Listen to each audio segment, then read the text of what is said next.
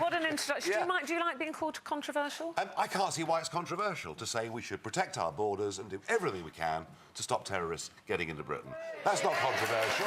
That's what everyone thinks. And you think that Brexit, the vote to leave Europe, was based a lot on that people were concerned about the borders? I think what Mrs Merkel did, and she was trying to be compassionate, but by saying, as many of you as want to come to Germany can come, actually was the biggest political error any leader has made in modern times, and it has directly led to terrorism and problems in Germany and elsewhere. And what the British people said is, hey, we don't want this.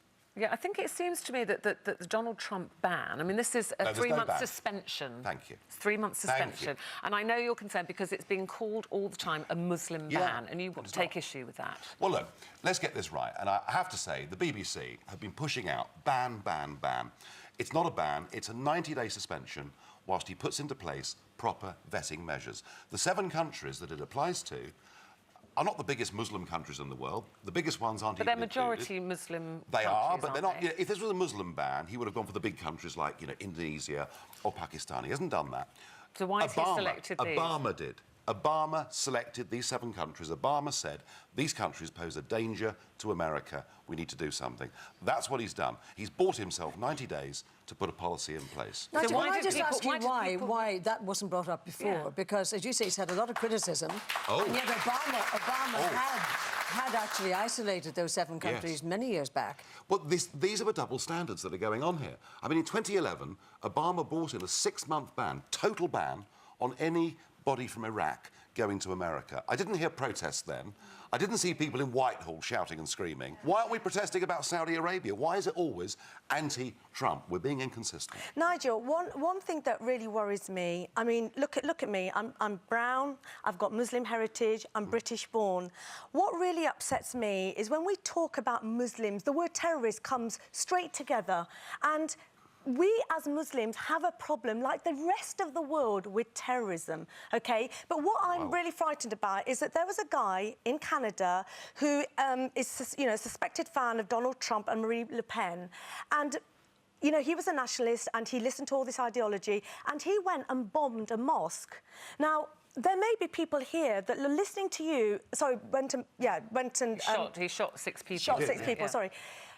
There may be people listening to you today who are got, you know, right-wing views, who just go, yeah, actually, Nigel's really right, whatever, and then I might get attacked. No, hold on a minute. Let me just finish. And I've got a child at school who's coming home going, Mum, why don't people like Muslims in this country? I'd just like you to ask, how would you feel if somebody in your name went and carried out an attack on a Muslim person because of what you'd said and how they'd interpreted what you'd said? I could throw that, how would you feel? I could throw that back at you. How would you feel? How would you feel if Muslims listening to an extremist preacher planted a bomb on the London Tube? How would you feel? Well, but I'm asked that question all the time, and I disagree with them, and I say it's wrong. I have never, ever said anything against the religion of Islam. Far from it. I've got friends living in this country who are Muslims who hate what's going on because they feel themselves but you see, they're being looked at in a different way.